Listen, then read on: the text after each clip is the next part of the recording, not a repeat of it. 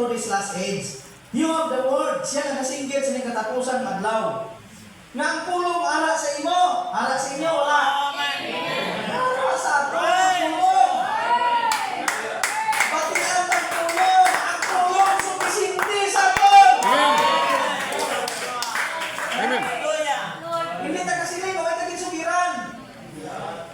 Ha? Hindi ta kasiling, huwag taging mahibalo.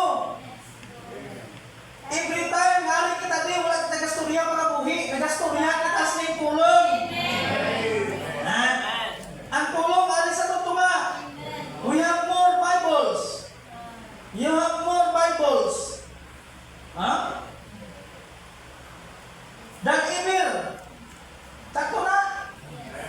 Kaya pag-abot ka lang sa missionary age, mga kobran, dito na-publish ang damo ka Bible. O dito nag-start. So halin sa itong missionary age, until sa itong time subang, grabe nga pagsaka o pag-upgrade sa katon nga natawag pala nga science. Pero nga pag-upgrade sa katon science mga kobran. So receive sa Lord. So hindi ka kasiling nga wala damo Bible sa aton. Kaya bisan sa atong time, mapamatundaan mga kobran sa atong science that we have so many. Damo kaya sa natawag na produce translation sa Bible. Kung Bible lang istoryahan, pinti ka damo. Sakto kinisili sa itong propeta. You have more Bibles. More pa. Bibles pa. You have more Bibles than ever. But you are not doing anything about the word except dividing and hacking it into pieces. Right.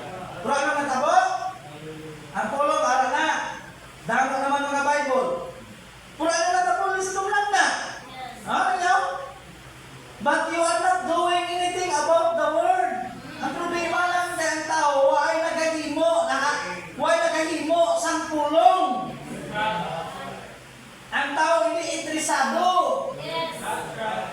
Kung isip sa Lord, sa baylo nga interesahan ang pulong, sa baylo nga di panahon ang pulong, sa baylo nga ang pulong tagaan pagtamod, ang inhino, dividing and hacking. Kung isip sa Lord, anong dividing? Bahin-bahin. Ha? Sa pulong, hindi sa church. Hinistoryahan niya pulong, oh. We have more. You have the word. You have more Bibles. Yan po problema ang tao, hindi ang tao, o kung ang tao, walang naghihimo sa pulong. Kung receive sa Lord, hindi na siya, hindi sa atong pa, walang tutog siling pulong. Luwas sa ginatawag pagbahin-bahin. Kung receive sa Lord, ha?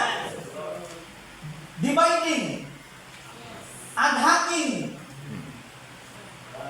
Kung receive sa Lord, magsiling ka dividing, breaking. Magsiling ka hacking, ginutot-utot mo siya, pinpugday mo siya. Amo na siya kamulis ang tao.